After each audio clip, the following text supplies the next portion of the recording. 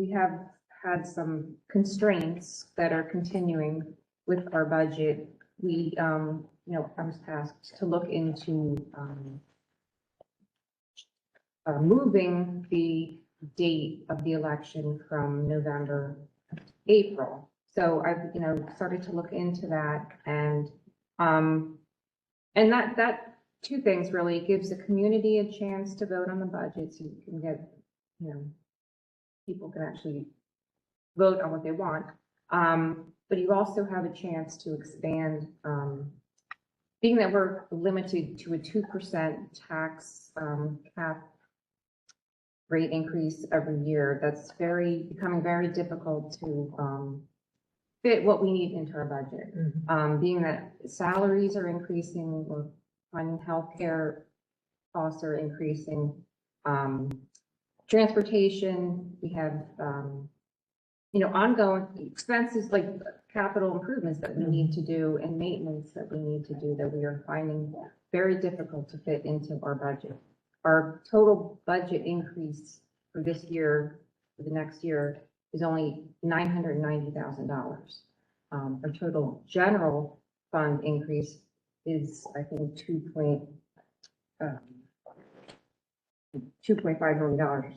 So it's very, that alone is barely going to cover salary increases. So this would give us an opportunity for, it's an approach to move beyond that cap so that we can expand our programs, so we can keep our current staff and programs, keep growing. As well as have the opportunity to get some of these capital improvements embedded into the general budget, since we've not been able to, I don't know what the appetite is for trying to go for a referendum for just some of the capital improvement type projects. But this shift away from trying to live within the constraints of the 2% and not having a positive feedback from a community referendum to do major expansions of the schools, now we do have to look at those capital improvement projects which are necessary to the running of the district that we're not able to fund out of the general budget with the 2%.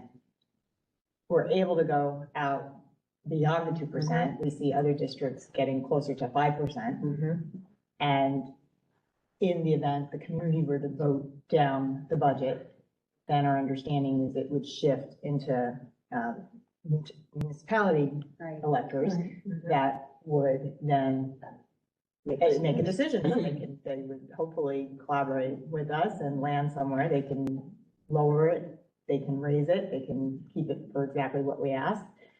And it's at least a partnership between the community and the school district and the town legislation, so the town elected officials. So I think it puts us all into trying to work through this issue together of being in a little bit of a precarious financial situation where we're just not a district that, given the state aid we get, given the growth that we've been tasked to try to keep up with, wanting to preserve services for our students and attractive wage and benefits for our staff, we really are not going to see much choice. So our next steps as a board here is to start deliberating over the concept, see where we're standing on an appetite for shifting over to that model of having an election on the budget. And then it looks like in not the May meeting, but maybe the June meeting, we would come to the full board with a resolution looking to take the steps, to just do that for next cycle.